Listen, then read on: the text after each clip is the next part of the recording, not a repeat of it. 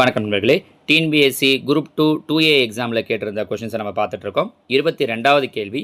B என்பவர் ஏ என்பவரை விட 20% அதிகமாக வேலை செய்கிறார். ஏ ஒரு வேலையை 7.5 மணி நேரத்தில் செய்து முடிக்கிறார் எனில் பி மட்டும் அந்த வேலையை செய்து முடிக்க எத்தனை மணி நேரம் எடுத்துக்கொள்வார்னு கேட்டிருக்காங்க. 20% அதிகமாக வேலை செய்கிறார்.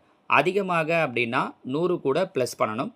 அப்போ பொதுவாகவே இது பர்சன்டேஜை பேஸ் பண்ண கொஷின் அப்படிங்கிறதால முதல்ல மேலே என்ன போட்டுறோம் அப்படின்னா 100. நம்ம இதை ஏற்கனவே நிறைய நம்ம இந்த மாடலில் கொஷின்ஸ் சொல்லும்போது காலை எழுந்தோட கணக்குலையும் சரி, இந்த டைம் அண்ட் ஒர்க் டைமில் சம்ஸ் போடும்போதுமே இதை நம்ம சொல்லியிருக்கோம். ஃபஸ்ட்டு 100 டிவைடட் பை அவரை விட ஒரு 20% அதிகமாக வேலை செய்கிறாரு அப்படிங்கிறதால அதிகமாகன்றதால இந்த 120 கூட்டணும். அப்போ 100 கூட 20 கூட்டணும்னா 120 இன்ட்டு ஏ எவ்வளோ நேரத்தை வேலையை முடிக்கிறாருன்னு சொல்லியிருக்காங்கன்னா 7.5 மணி நேரத்தில்.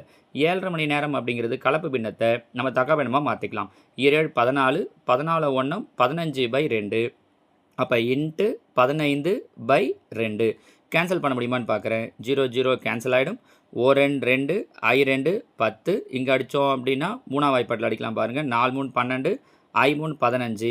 அப்போ மீதி மேலே என்ன இருக்குன்னா I 5 25, கீழே என்ன இருக்குன்னா 4 25/4. இது பார்த்தீங்கன்னா 6 4 24, மீதி 1/4.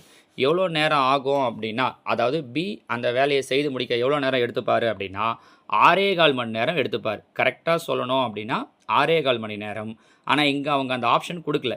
ஒருவேளை 6.25க்கு பக்கமாக இருக்கிறதா போடலாம் அப்படின்னு யோசித்தாலும் 6 மணி நேரம்னு ஒன்று கொடுத்துருக்காங்க, 6.5 மணி நேரம்னு கொடுத்துருக்காங்க.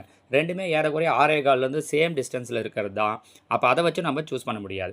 அவங்க கீ ஆன்சர் கொடுக்கும்போது நிச்சயமாக இதை அவங்க அந்த வல்லுநர் குழுவுக்கு அனுப்பியிருக்கிறதா சொல்லுவாங்க இல்லைங்களா, அந்த மாதிரி ஏதாவது கொடுக்கலாம். இல்லாட்டி கிரேஸ் மார்க் கொடுத்து இதை அட்டன் பண்ண எல்லாருக்குமே மார்க் கொடுக்கறதுக்கான வாய்ப்பும் இருக்குது. ஸோ இந்த கொஸ்டினுக்கு உண்டான சரியான ஆன்சர் அப்படின்னு பார்த்தீங்கன்னா 6.25 மணி நேரம் அப்படிங்கிறது தான் இதற்குண்டான சரியான விடை. ஓகேங்களாம்மா? தேங்க்யூ.